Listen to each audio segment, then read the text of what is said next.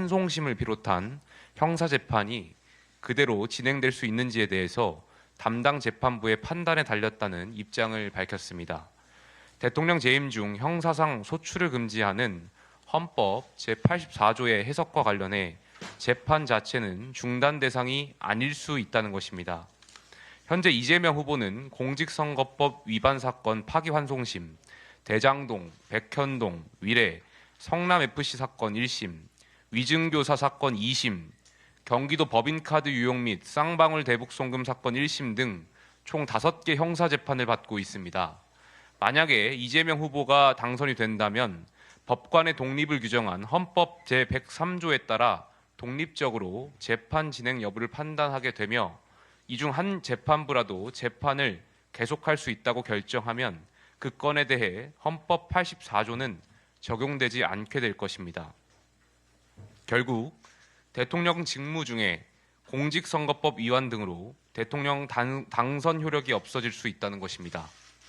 공직선거법 제266조는 허위사실 공표죄로 벌금 100만 원 이상의 형이 확정되면 5년간 국가공무원에 임용될 수 없으며 이미 취임한 경우 퇴직해야 한다고 규정하고 있기 때문입니다.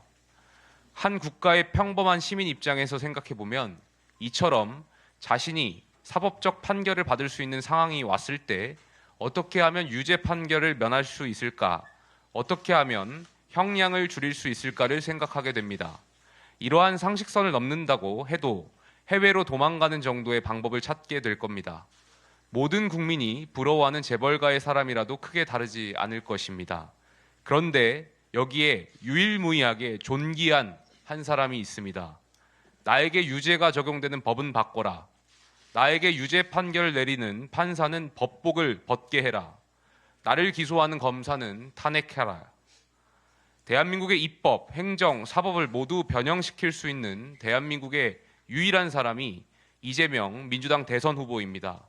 대통령도 아닌데 벌써부터 이러한 힘을 갖고 있습니다. 그것이 가능한 이유는 민주당이 있기 때문입니다. 지금 민주당의 존재 이유 1호는 이재명 면제공화국 건설입니다. 원래 그랬던 것은 아니지만 민주당의 지금 모습은 그러합니다. 일반 국민이면 상상도 할 수 없는 이 모든 일을 민주당은 매우 조직적으로 저지르고 있습니다. 역시나 이 작전에서 가장 핵심 역할은 정청래 의원이 맡고 있는 것처럼 보입니다. 대통령이 되면 기존 형사재판을 중지시키게 하는 것이 지금 이재명 후보의 핵심 생존 이익이 되었기 때문입니다. 조직적 작전은 이것만으로 그치지 않고 전방위적으로 이루어지고 있습니다. 허위사실 공표에서 행위 부분을 삭제하는 법, 대법원의 권위를 헌재 밑으로 조정하여 실질적 사심제를 두는 법, 대법관 수를 기존 14명에서 100명까지 늘리는 법, 조희대 대법원장에 대한 특검법, 법 왜곡한 판사 처벌법, 이 정도가 된다면 민주당은 한 사람의 면제를 위해 조직적으로 대한민국 사법체계를 변형을 가하고 있는 것입니다. 이재명 면제공화국 건설은 모든 국민은 법 앞에 평등하다는 헌법 정신에 정면으로 위배됩니다. 국민의힘이 소수 여당으로 이러한 신종 입법 독재를 막지 못하고 있는 것이 참으로 안타깝습니다. 그러나 이재명 민주당의 오만과 위선은 이번 대선에서 국민의 엄중한 심판을 받게 될 것입니다. 민주당의 전술이 신기에 가까울 정도이니 만족함을 알고 그만 멈추길 바랍니다. 이상입니다.